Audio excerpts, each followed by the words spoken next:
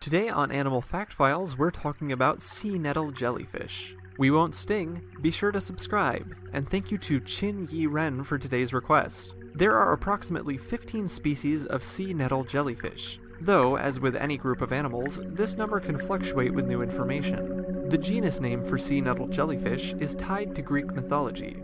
One of Medusa's sons, Chrysaor, was adorned in golden armor, and so too are some sea nettle jellyfish. They come in other colors too. Sea nettle jellyfish may appear ghostly white, others look deep purpley black, but probably the most recognizable are those who come in bright shades of gold. Sea nettle jellyfish are found throughout the world's oceans in tropical and temperate waters.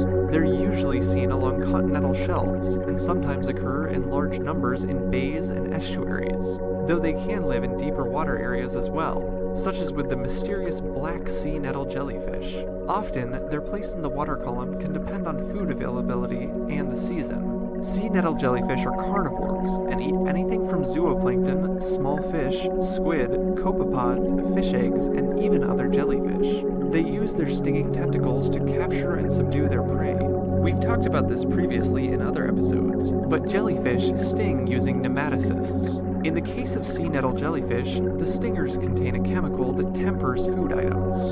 The food is transported along the sea nettle's oral arms, which are those big fluffy parts in the middle of the jellyfish, up to the jellyfish's mouth. Sea nettle jellyfish usually have 4 oral arms, and can have anywhere from 24 to 40 or more string-like tentacles along the edges of their bells, which is the dome-shaped part of the jellyfish's body.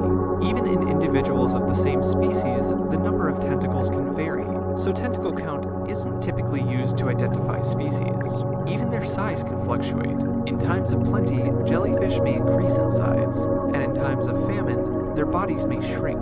As a loose average, sea nettle jellyfish may be about a foot across and have 10-foot tentacles, but there are much smaller species, like the compass jellyfish, and much larger, like the black sea nettle, who can reach 3 feet across its bell and may have up to 20-foot tentacles. Seasons also play a role in sea nettle populations, and where they may be living.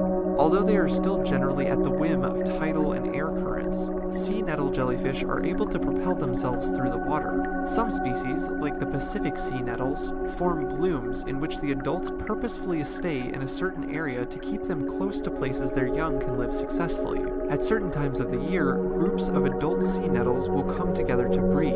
Sea nettle jellyfish are broadcast spawners. The female will take in a male's sperm through her mouth, and her fertilized eggs will remain with her. The eggs will hatch into larvae that stay with their mother until they're ready to sink to the ocean floor. There, they'll attach and turn into polyps. These polyps produce clones through budding until they metamorphose into adults. This means that sea nettle jellyfish, like other jellyfish, are both sexual and asexual reproducers, and generally this whole process is believed to occur within a year. Sea nettle jellyfish larvae may be eaten by all kinds of sea life, including fish and other jellyfish.